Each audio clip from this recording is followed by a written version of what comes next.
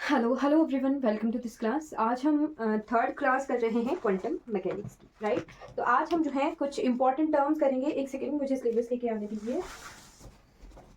तो हमारे सिलेबस में मेंशन है expectation value, right. Expectation value हमारे सिलेबस में पहले मेंशन है और कैटब्रान नोटेशन जो है हमारे सिलेबस में इस चैप्टर में लास्ट में मेंशन है, right.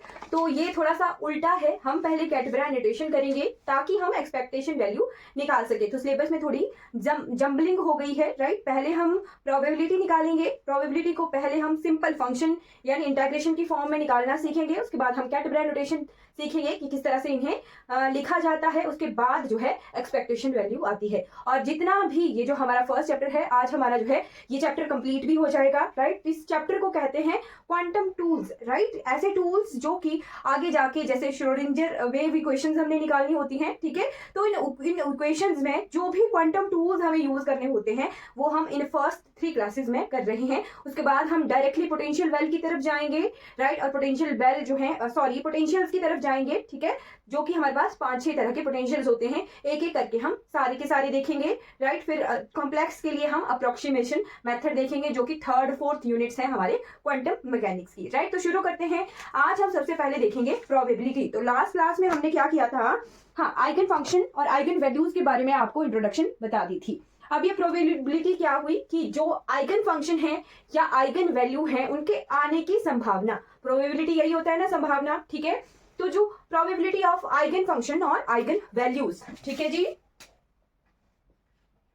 Probability of eigen functions and eigen values. अब आइगन फंक्शन हमने देख लिए थे, ऐसे फंक्शंस जो किसी ऑपरेटर के अप्लाई होने के बाद भी जो है चेंज नहीं होते हैं, उनकी सेम वैल्यू आ जाए, वो आइगन फंक्शन जो होते हैं उस ऑपरेटर के, राइट। और जो मेजरमेंट आती है ऑपरेटर को अप्लाई करने के बाद, उसको हम आइगन वैल्यू का नाम दे रहे थे, ठीक है। तो यही प्रोबेबिलिटी किसी आइगन वैल्यू के आने की या किसी आइगन फंक्शन के आने की क्या प्रोबेबिलिटी है, क्या संभावना होती है, उसका एक फॉर्मूला है, उसे लिखिए आप। इसे हम ऐसे भी डिनोट कर सकते हैं, लैम्डा एन, एक ही बात है। या इसे प्रोबेबिलिटी ऑफ साई एन ऐसे भी डिनोट कर सकते हैं। ये दोनों, ये क्या है, आइगन फंक्शन है और ये क्या है, आइगन वैल्यू है। दोनों एक ही बात है। आइगन फंक्शन होगा तभी आइगन वैल्यू आएगी, अगर आइगन फंक्शन होगा ही नहीं तो आइगन वैल्यू नहीं आएगी। तो ये दोनों चीज अगर आ रही है कहीं तो ये एक ही चीज है, आइगन फंक्शन या आइगन वैल्यू की ही प्रोबेबिलिटी है, ठीक है। तो कई जगहों पर, कई किताबों पर आपको साई से रिप्रेजेंटेशन होगी प्रोबेबिलिटी की, कईयों की लैम्डा से रिप्रेजेंटेशन होगी, दोनों एक ही बात है, ठीक है। तो इसका फॉर्मूला आप लिख लीजिए, प्रोबेबिलिटी ऑफ लैम्डा एन। कई बार मैं लैम्डा एन लिख लूंगी, कई बार मैं साई एन लिख लूंगी, तो मैं एक ही चीज की बात कर रही हूं, ध्यान रखना, ठीक है। तो ये होता है scalar product of psi with psi, right. Sorry, psi n लिख दिया मैंने। Scalar product of psi n with psi, मैंने आपको लास्ट क्लास में स्केलर प्रोडक्ट निकालना बता दिया था, ठीक है। ये साई एन का साई के साथ स्केलर प्रोडक्ट है और इनके मॉड का स्क्वायर, ठीक है, divided by scalar product of psi with psi. कैसे पढ़ रही हूं मैं, scalar product of psi n with psi का मॉड का स्क्वायर, ठीक है। Scalar product of psi n and psi कि मॉड का square divided by scalar product of psi and psi. ये चीज हमने देखी थी। ये क्या थी हमारी, किसी दो सेम वेव फंक्शन का स्केलर प्रोडक्ट क्या होता था, नॉर्मलाइजिंग कंडीशन, ठीक है। तो ये तो नॉर्मलाइजिंग कंडीशन की तरह ही ओपन होगा इंटीग्रेशन। तो इसी प्रोबेबिलिटी को अगर हम इंटीग्रेशन की फॉर्म में लिखना चाहें तो -∞ टू +∞, राइट। पहले वाले के साथ हम कॉन्जुगेट करते हैं psi n star, right, of psi with dx, इनके मॉड का square divided by integration -∞ to ∞ psi star psi dx। Clear हो गया, ये फॉर्मूला है। इसे इंटीग्रेशन फॉर्म में ऐसे खोलते हैं। जब मैं आपको कैटब्रान नोटेशन बताऊंगी तो ये प्रोबेबिलिटी हम वहां पर फिर से सीखेंगे और उन नोटेशन में सीखेंगे, कैटब्रा की नोटेशन में। ये है हमारा, जब फंक्शन हमारा जो हमारा वेव फंक्शन है वो given wave function is in the form of function, ठीक है, साइन कॉस की फॉर्म में दिया है आपको, तो वहां पर हम इंटीग्रेशन की फॉर्म में इसे वेव फंक्शन को खोलते हैं, ठीक है, स्केलर प्रोडक्ट को खोलते हैं और उसका probability in the form of integration, ये इस तरह का फॉर्मूला होता है। क्लियर हो गया। अब यहाँ पर आप साथ में ये भी लिख लेना, साई एंड साई क्या है, साई एंड साई है स्केलर प्रोडक्ट ऑफ, तब याद रह जाएगी, scalar product of psi n with psi, ठीक है। और साई एंड साई क्या है, स्केलर प्रोडक्ट, ऐसे ब्रैकेट होना चाहिए, कॉमा होना चाहिए दोनों के बीच में, तब scalar product of psi with Sai. Clear हो गया, राइट। ये जो साई विद साई है ये नॉर्मलाइजिंग कंडीशन भी होती है, नॉर्मलाइजिंग, नॉर्मलाइजेशन कुछ भी आप लिख सकते हो, ये भी होता है, ठीक है। तो ये क्लियर हो गया, ये इस तरह से हमने इंटेग्रेशन फॉर्म में इसे खोल दिया है, राइट। अब सेकेंड चीज आती है प्रोबेबिलिटी डेंसिटी। ये तो क्लियर हो गया, प्रोबेबिलिटी का फॉर्मूला, ओके, इसे लिख लेना। कई बार एग्जाम में आपको डायरेक्ट पूछ लेंगे कि ये आपके पास फंक्शन है, जैसे मान लो आपके पास a sin x दिया है और पूछ लिया आपको कि आपको प्रोबेबिलिटी डेंसिटी निकाल के बताइए a sin x की, तो आप किस तरह से निकालोगे, यहाँ आप साई स्टार साई करेंगे, साई साई स्टार करेंगे और स्केलर प्रोडक्ट निकालेंगे, उसको इंटेग्रेशन की फॉर्म में आप नॉर्मलाइजिंग कंडीशन देखेंगे कि 1 आता है या नहीं आता, जो भी वैल्यू आएगी वो डिवाइडेशन डिनोमिनेटर में आएगी, ठीक है, और उसे सॉल्व करेंगे इंटेग्रेशन फॉर्म में और आपका प्रोबेबिलिटी क्लियर हो जाएगी। सेकंड टर्म आती है यहाँ पर probability density, right. Second one is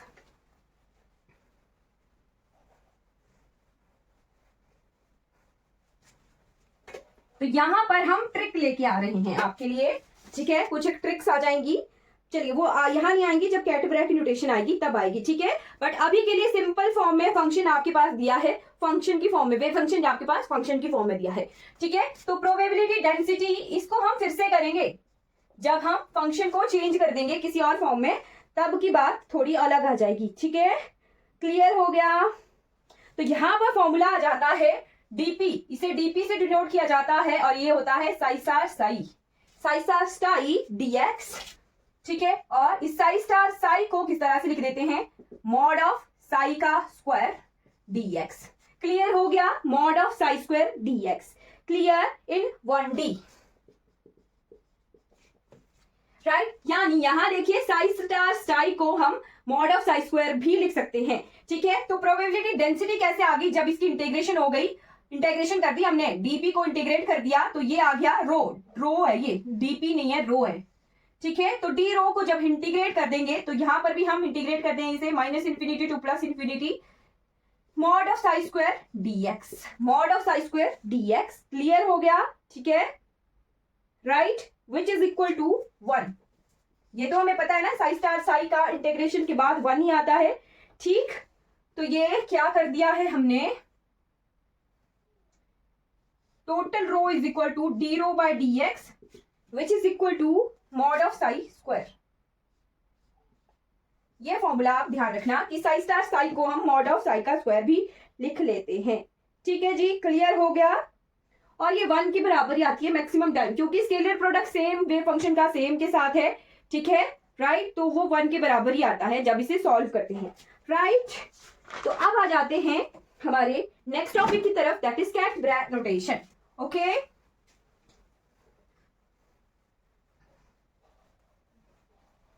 अभी तक वेव फंक्शन किस फॉर्म में था, हमारे पास फंक्शन की फॉर्म में था। अगर मान लो आपके पास वेव फंक्शन किस फॉर्म में है, wave function psi is in matrix form, matrix form में अगर चेंज हो गया तो हमारे पास जो स्केलर प्रोडक्ट है उसको लिखने का जो लहजा होगा वो भी चेंज हो जाएगा, ओके। तो वेव फंक्शन जो है अब आ गया है हमारा मैट्रिक्स फॉर्म में, राइट। तो अब मान लीजिए मोस्टली जो हमारे ऑपरेटर्स भी होते हैं वो भी स्क्वायर मैट्रिक्स में होते हैं, ठीक है।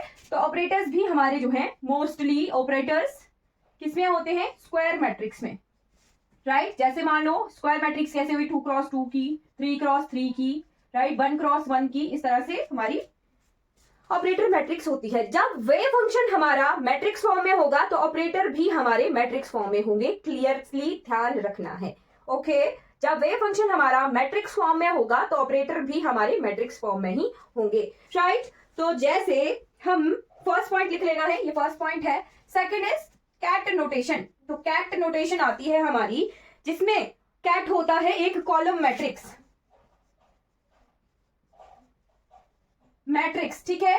अब ये याद कैसे रहेगा कि कैट कॉलम है, क से कैट और क से कॉलम, ये चीज ध्यान रखना, यहां से याद रह जाएगी कि कैट नोटेशन क्या है, एक कैट की बात हो रही है तो हमेशा कॉलम मैट्रिक्स की बात होगी, ठीक है। कॉलम कैसे, कॉलम ऐसे C1 C2 so on C3, right. जो जैसे हम साई लीनियर लिखते थे ना, C1 साई1, C2 साई2, सो ऑन Cn साइन, राइट। ये यही है, ठीक है। ये स्केलर्स है। कैट क्या है? स्केलर जो है हमारे पास स्केलर्स की कॉलम मैट्रिक्स है, ठीक है। तो इसको कैट साई से डिनोट किया जाता है, कैट साई, राइट। जो कि हम अगर ऐसे साई को इन दो ऐसे एक इस सिंबल के अंदर लिख दें, साई के अंदर, तो ये क्या है हमारे पास, इसे पढ़ेंगे कैट साई, ठीक है जी। अगर साई वेव फंक्शन को ऐसे इस सिंबल के अंदर लिख दें तो इसे हम कैट साई के नाम से पढ़ते हैं, राइट। और सेकंड थर्ड चीज आपने नोट करनी है, ब्रे। ब्रे ये क्या है हमारे पास? रो मैट्रिक्स है, रो मैट्रिक्स है, राइट। जैसे मान लो हमारे पास स्केलर्स किस तरह से हैं, C1 C2 so on up to Cn, ठीक है। तो इसे ब्रे साई के नाम से ही बोला जाता है, ठीक है। और इसकी नोटेशन ऐसे होती है, साई को हम ऐसे लिख दें इस सिंबल के अंदर, तो इसे हम ब्रे साई के नाम से पढ़ते हैं। क्लियर हो गया? साथ में जो ये ब्रे साई होता है, ये अगर इमेजिनरी स्केलर्स होंगे तो उसका कंजुगेट होगा, बाकी कुछ नहीं है, फर्क नहीं है। अगर रियल टर्म्स होंगी तो उनके कंजुगेट से कोई फर्क नहीं पड़ता है, अगर इमेजिनरी टर्म होंगी तो उनका कंजुगेट जो है आता है, ठीक है। तो ये आपस में भी चेंज हो जाते हैं, ठीक है। ये आप लिख लीजिए, इसके बाद में आपको ये कैट ब्रे में चेंज हो जाता है, आपस में इंटरचेंजेबल होते हैं, राइट। इंटरचेंजेबल होते हैं, तो ये इंटरचेंजेबल होते हैं जब इनमें एक ऑपरेशन लगाते हैं हम, dagger operation, right. Dagger operation से ये आपस में इंटरचेंज हो जाते हैं। अब ये डैगर क्या होता है ये मैं आपको बताती हूं, क्योंकि एग्जाम में यहां से तो नहीं आएगा, बट ये डैगर ऑपरेटर पर अगर लगाया जाए तो उसका जो है एक क्वेश्चन आता है, ठीक है, वो मैं आपको बताऊंगी अभी। ये क्वेश्चन आता है कि डैगर क्या होता है, ठीक है। तो डैगर देखते हैं हम क्या होता है।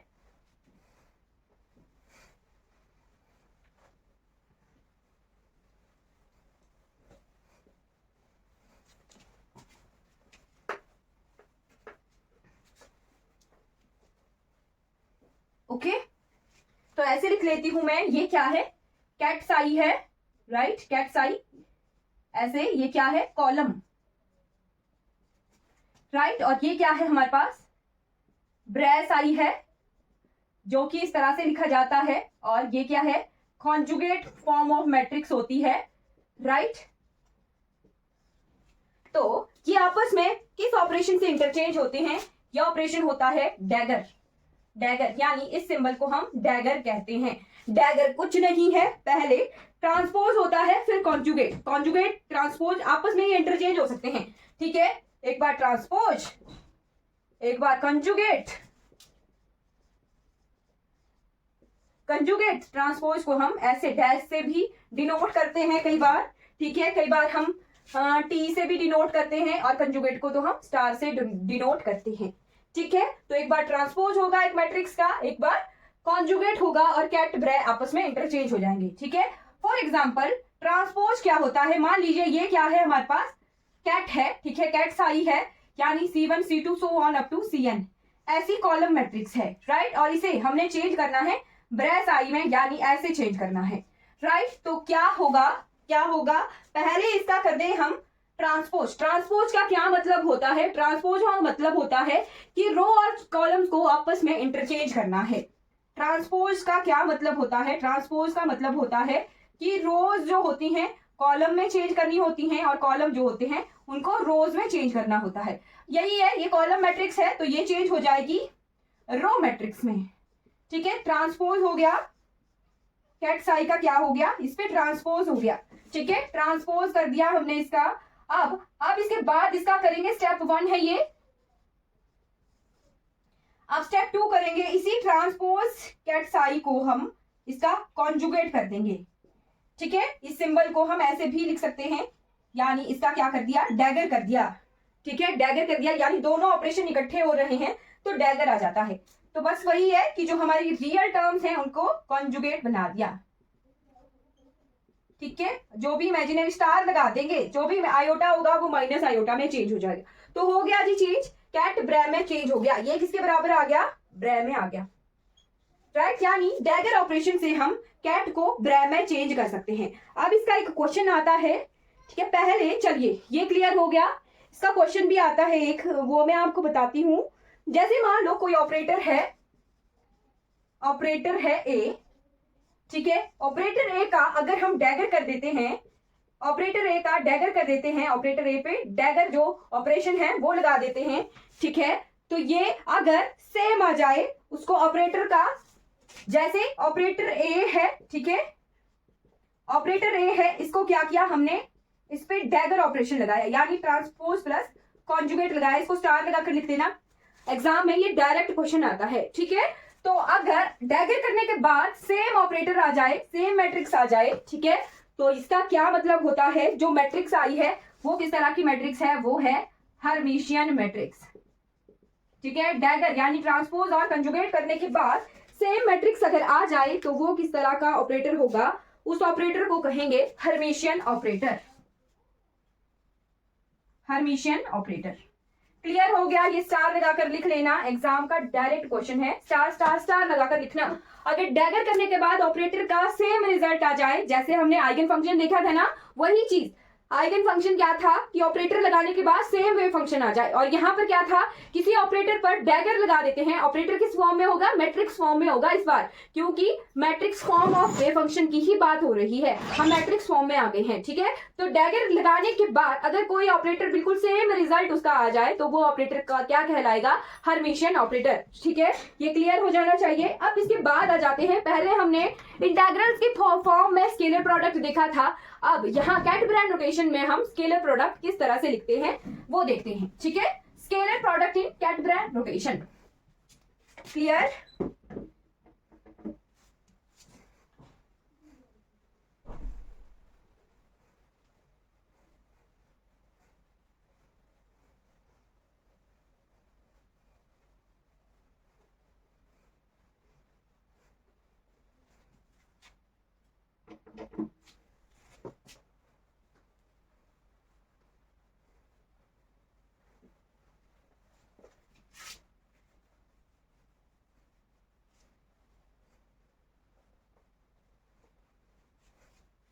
ओके,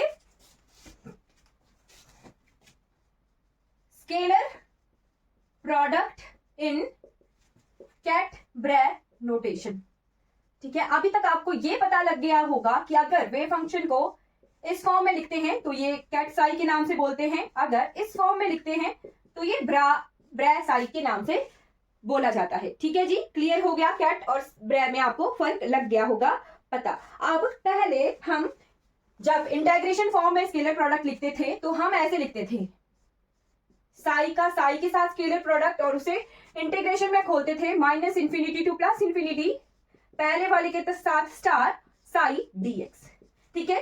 पर जब कैट-ब्रैंड नोटेशन में लिखना है तो ऐसे लिखेंगे, पहले हम ब्रैंड नोटेशन लिखते हैं, ठीक है, फिर उसके बाद हम कैट नोटेशन लिखते हैं, राइट। बस यही है, ये स्केलर प्रोडक्ट कैट-ब्रैंड नोटेशन में आ गया और ये स्केलर प्रोडक्ट किस नोटेशन में आ गया, इंटीग्रल फॉर्म में। और इसे जब मैट्रिक्सेस है तो ब्रै मैट्रिक्स कौन सी होती है, C1 star, C2 star, so on up to Cn, ठीक है। मल्टीप्लिकेशन ही है, बाकी कुछ नहीं है, इसकी multiplication with psi ket psi, ठीक है, C1 C2 so on up to Cn, ठीक है। बस मैट्रिक्स आपस में मल्टीप्लाई होंगी, जो वेव फंक्शन होगा वो आपस में इस तरह से मल्टीप्लाई होगा। क्लियर हो गया, राइट। तो अब चेंज करेंगे हम प्रोबेबिलिटी वाले टर्म्स को, ठीक है। पहले हमने इंटीग्रल फॉर्म में आपको मैंने बोला था, फिर से मैं आपको लिखवाऊंगी प्रोबेबिलिटीज की, और वहां से हम कुछ शॉर्ट ट्रिक्स निकालेंगे, ठीक है, राइट। तो आज आते हैं प्रोबेबिलिटी और probability density in cat-brand notation.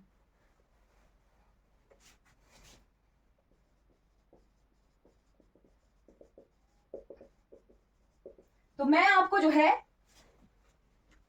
Compare करके बताऊंगी, पी लैम्डा एन हमने कैसे किया था, scalar product of psi n with psi and whole mod square divided by scalar product of psi, ऐसे लिखा था।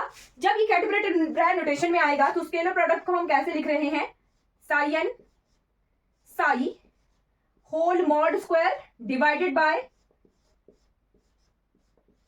साई।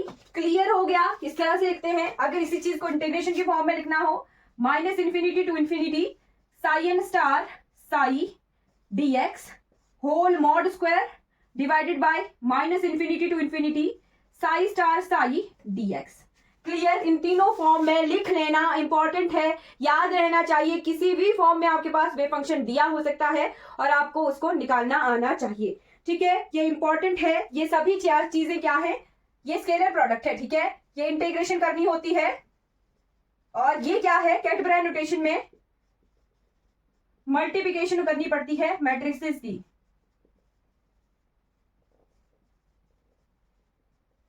और इंटीग्रेशन ये इसी का ही है। ठीक है, इसी को ऐसे ही खोलते हैं। ठीक है, क्लियर हो गया? तो तीनों फॉर्म्स मैंने आपको सिखा दी, प्रोबेबिलिटी कैसे लिखते हैं। क्लियर हो गया जी?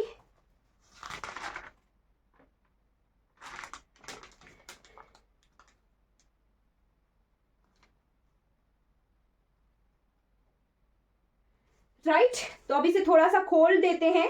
आपके पास जो है दो शॉर्ट ट्रिक बताऊंगी मैं। राइट, यहां से तो नहीं आ सकती बट यहां से आ सकती है जब इसे मल्टीप्लाई करेंगे तो। ठीक है जी,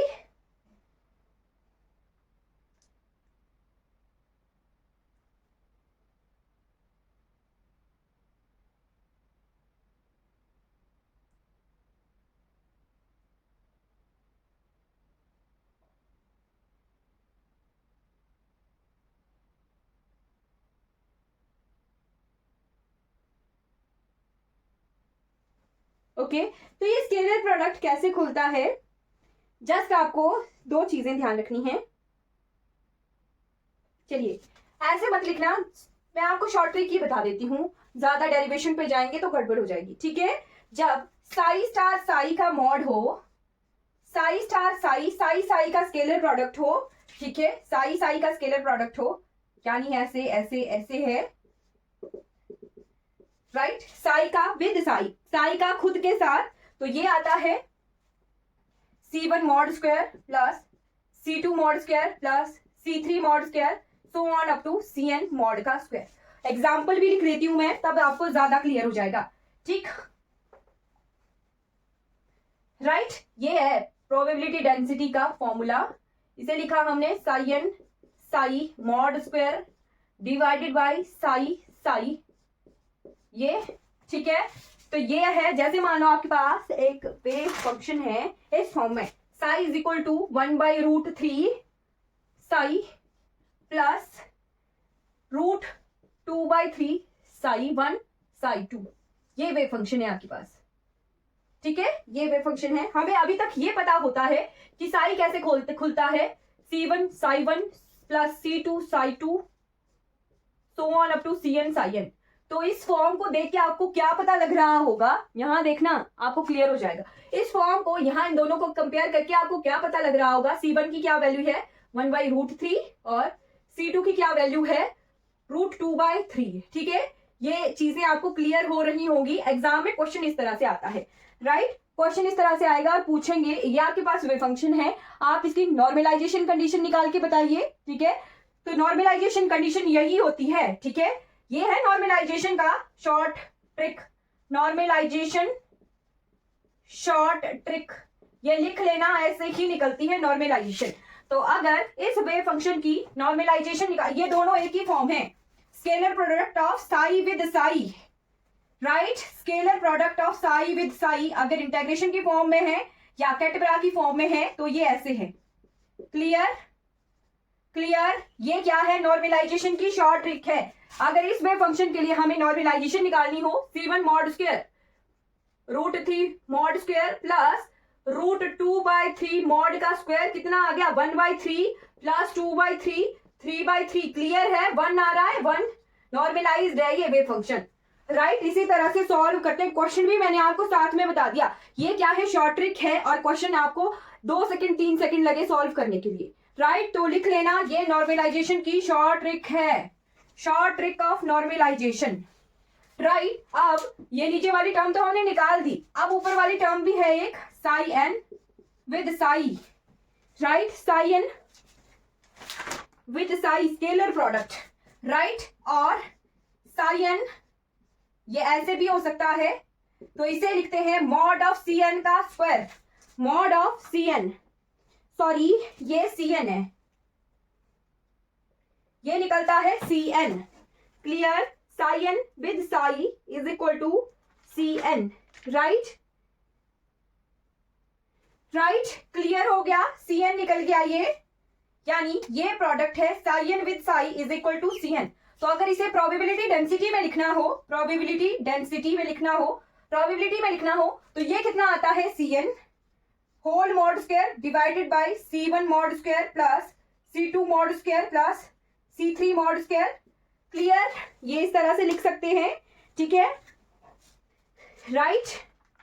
तो मैक्सिमम टाइम ये नॉर्मलाइजेशन कंडीशन होती है 1 if function is normalized, then probability lambda n, eigen function की प्रोबेबिलिटी जो होती है मॉड ऑफ Cn के स्क्वायर के बराबर हो अगर नॉर्मलाइज्ड वेव फंक्शन है। ये सारी शॉर्ट ट्रिक है, या आपने लिख लेनी है, ये एग्जाम में क्वेश्चन में आती है, ठीक है, यूज होंगी।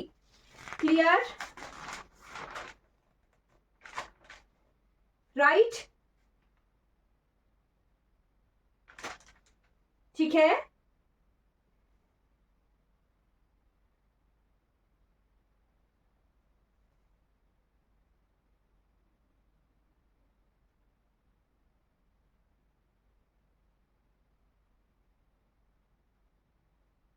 ठीक है जी, ये क्लियर हो गया आपको। तो नॉर्मलाइजेशन हमने निकाल ली, टोटल प्रोबेबिलिटी निकालनी हो अगर, राइट, टोटल प्रोबेबिलिटी निकालनी हो इस वेव फंक्शन की, तो वैसे तो जो भी नॉर्मलाइज्ड वेव फंक्शन होता है उसके लिए 1 ही होती है, बट इतना पता लग गया कि साई साई कितना निकल के आ गया, इसके पास 1 आ गया।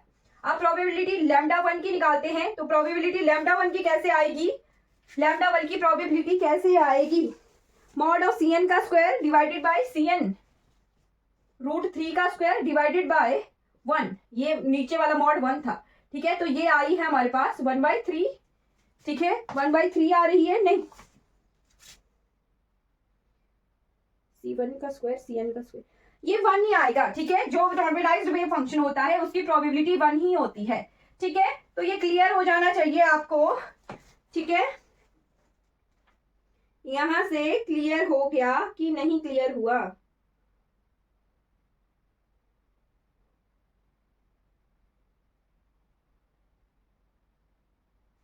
चलो इसको निकाल ही लेते हैं, है ना।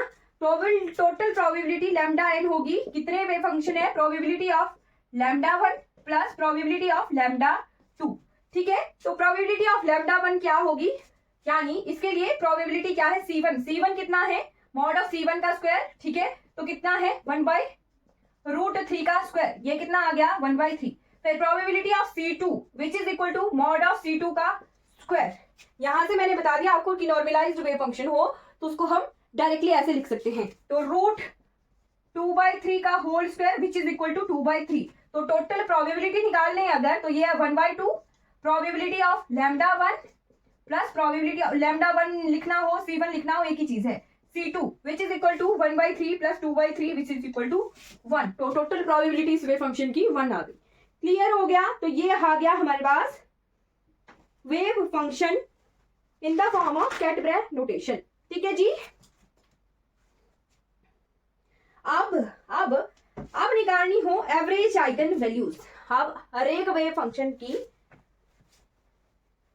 जितने ही हमारे पास साई 1 होंगे उनकी अपनी जो है लैम्डा 1 होगा, लैम्डा 2 आएगा, ठीक है।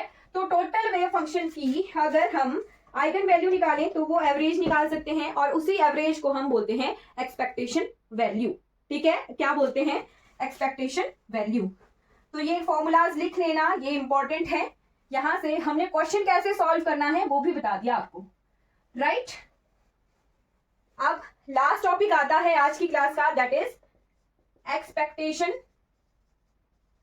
Value, right, expectation value. तो ये हमारे सिलेबस में पहले मेंशन है और कैटब्रे नोटेशन बाद में मेंशन था। तो पहले हमने जो चीज चाहिए एक्सपेक्टेशन वैल्यू के लिए वो पहले पढ़ ली, ठीक, ताकि ये आए, कैसे आएगा ये, राइट। मिट नहीं रहा आज,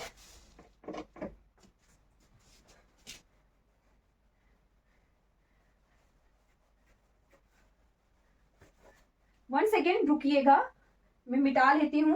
5 मिनट का 10 मिनट का रहा हो गया वैसे अपना क्लियर, राइट। तो ये क्या होता है, इसे बोलते हैं एवरेज आइगन वैल्यू या फिर average of any physical quantity और मेजरमेंट, ठीक है। और ये जैसे आइगन वैल्यू ऑपरेटर पर डिपेंड करती है, तो एक्सपेक्टेशन वैल्यू को भी हम ऑपरेटर पर ही जो है, जैसे ऑपरेटर किसी कोई वेव फंक्शन किसी ऑपरेटर की आइगन वैल्यू होता है, तो उसी ऑपरेटर की हम एक्सपेक्टेशन वैल्यूज निकाल सकते हैं। क्लियर हो गया क्या कहा मैंने, कि ऑपरेटर्स जो होते हैं उनके हिसाब से आइगन वैल्यूज आती हैं, ठीक है। कोई वेव फंक्शन किसी ऑपरेटर की आइगन वैल्यू आइगन फंक्शन हो सकता है, कोई नहीं हो सकता है, ठीक है। तो एक्सपेक्टेशन वैल्यू को हम डिनोट करते हैं, मान लीजिए ये है कोई ऑपरेटर ए, राइट। तो इस ऑपरेटर ए को अगर हम इस सिंबल के अंदर लिखें तो इसे कहते हैं एक्सपेक्टेशन वैल्यू, ठीक है, एक्सपेक्टेशन वैल्यू ऑफ ए, ठीक है। तो जैसे हमने कितने सारे ऑपरेटर पढ़े, हमने पोजीशन ऑपरेटर पढ़ा था, उसे इस तरह से लिखेंगे, kinetic energy operator, right, potential energy operator, फिर मैंने आपको टोटल एनर्जी ऑपरेटर या हैमिल्टोनियन ऑपरेटर बताया था।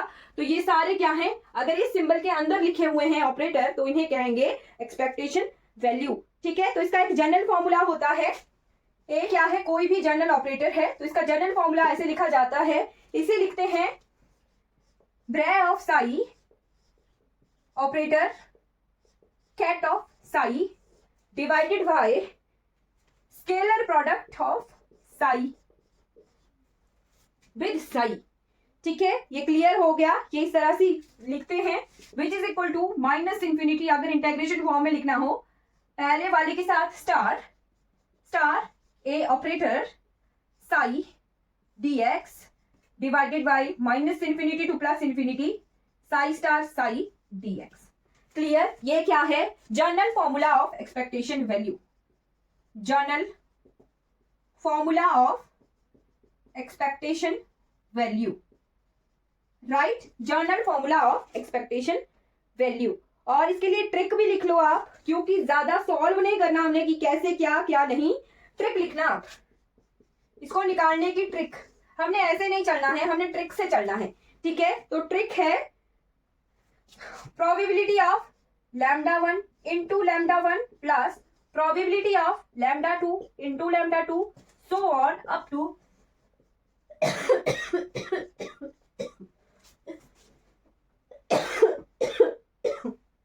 ये ऐसे, ये क्या है, किसी भी वेव फंक्शन की एक्सपेक्टेशन वैल्यू निकालने की ट्रिक है, ठीक है। ए क्या है, कोई ऑपरेटर है, तो ये लिख लीजिए। अब मैं आपको क्वेश्चन बताती हूं कि क्वेश्चन कैसे सॉल्व करना है हमने डायरेक्ट इस ट्रिक से, राइट। और आपके पास ऑपरेटर की वैल्यू जो है हमेशा दी हुई होगी, नहीं दी हुई होगी तो आपको टी की वैल्यू पता है, वी की वैल्यू पता है, ऑपरेटर की वैल्यू दी हुई होगी, ये जो लैम्डा है ये दिया हुआ होगा आपके पास, नहीं दिया होगा तो हम निकाल सकते हैं लैम्डा कहां से, उस ऑपरेटर को अप्लाई करके उस वेव फंक्शन पर, या तो वेव फंक्शन दिया होगा, नहीं दिया होगा, वेव फंक्शन दिया होगा तो हम उससे मेजरमेंट निकाल सकते हैं, लैम्डा की वैल्यू निकाल सकते हैं। अगर मेजरमेंट नहीं दी है, वेव फंक्शन दिया है, तो उसे आप ऑपरेटर को अप्लाई करके निकाल लेना मेजरमेंट, है ना, जो कि हमने फर्स्ट सेकंड क्लास में किया था, या तो फिर डायरेक्ट मेजरमेंट की वैल्यू दी हुई होगी, राइट। तो जैसे एक एग्जांपल है,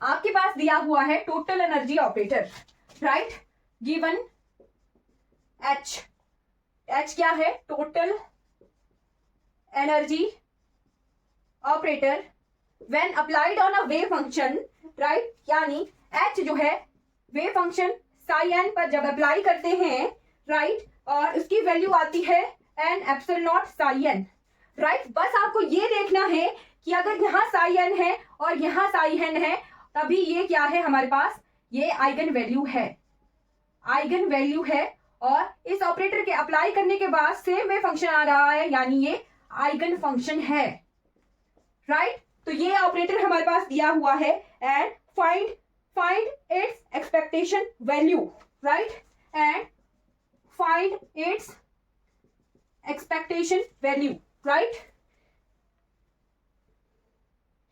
इसकी एक्सपेक्टेशन वैल्यू निकाल सकते हैं हम। कैसे निकाल सकते हैं? Probability of lambda n, wave function भी दिया है आपके पास, वेव फंक्शन की वैल्यू है वही है साई इज इक्वल टू 1/√3 जो हम की थी पीछे, प्लस प्रोबेबिलिटी ऑफ √2/3 साई 2। तो ये हमने निकाला है, पीछे निकाल चुके हैं हम। Probability of lambda 1, sorry, probability of lambda 1 that is mod of probability of lambda 1 C1 कुछ भी हो सकता है, C1, राइट। इसे C1 भी लिखेंगे तो भी एक ही चीज है, मॉड ऑफ C1 का स्क्वायर दैट इज 1/3, राइट। और ये हम निकाल चुके हैं प्रोबेबिलिटी ऑफ C2 मॉड का स्क्वायर दैट इज √2/3 का whole square which is equal to 2/3।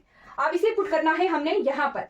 यहां से हमें लैम्डा 1, लैम्डा की वैल्यू पता है, lambda is equal to n epsilon not, right. ये क्या है? लैम्डा है। अगर लैम्डा 1 हो तो ये क्या हो जाएगा? लैम्डा 1 ऐसे हो सकता है n epsilon 1 Sai 1, right, n epsilon naught Sai 1, ठीक है। h lambda 2 n epsilon naught Sai 2 ऐसे हो सकता है। ये वेव फंक्शन हम इसके स्ट्रक्चर को देख के पहचान रहे हैं, ठीक है, क्योंकि ये साई n है। अगर n की वैल्यू पुट करते हैं 1 तो ये 1 है, n की वैल्यू पुट करते हैं 2 तो ये 2 एप्सिलॉन नॉट हो जाएगा, ठीक है। इस तरह से निकाल लिया। अब इस फॉर्मूला में पुट करें probability of psi 1, probability of psi 1 is 1/3 into lambda 1। Lambda 1 की क्या वैल्यू आ रही है यहाँ से? Lambda 1 is equal to epsilon nought और lambda 2 is equal to 2 epsilon not, right. तो यहाँ पुट करते हैं अगर lambda 1 that is epsilon nought plus दो ही वैल्यूज हैं, plus probability of C2 that is 2/3 और 2/3 इंटू लैम्डा 2 की वैल्यू क्या आ रही है? 2 एप्सिलॉन नॉट, राइट। ये क्लियर हो गया फॉर्मूला। इस तरह से हमने सॉल्व करना है जल्दी जल्दी। जो जनरल फॉर्मूला था उसकी बजाय आप इस तरह से इसे सॉल्व कर सकते हो, राइट। तो ये आ गया epsilon naught by 3 plus 4 epsilon naught by 3 that is equal to 5/3 epsilon naught which is expectation value of h। Clear? ऐसे जल्दी जल्दी क्वेश्चन सॉल्व होता है। तो शॉर्ट ट्रिक्स आपने ध्यान रखनी है, जैसे जैसे मैंने आपको शॉर्ट ट्रिक्स बताई हैं उस तरीके से आप क्वेश्चन को जल्दी से सॉल्व कर सकते हो, राइट। तो कल की क्लास में हम श्रोडिंगर वेव इक्वेशन शुरू करेंगे। एक्सपेक्टेशन वैल्यू हमारी कवर हो गई है। शॉर्ट ट्रिक याद रखना, यहाँ से आपका क्वेश्चन अगर आता है तो शॉर्ट ट्रिक से रिजॉल्व हो जाएगा। और ये वाली शॉर्ट ट्रिक्स प्रोबेबिलिटी निकालने की, वहां से और 2-3 चीजें की शॉर्ट ट्रिक मैंने आपको बताई, वहां से क्वेश्चन आपका within some seconds solve हो जाएगा, राइट। तो आज की क्लास हमारी कंप्लीट हो जाती है। आई होप आपको ये क्लियर हो गया होगा। कोई डाउट होगा क्लास के रिगार्डिंग तो आपने चैट बॉक्स में पूछ लेना है। Thank you for watching this class.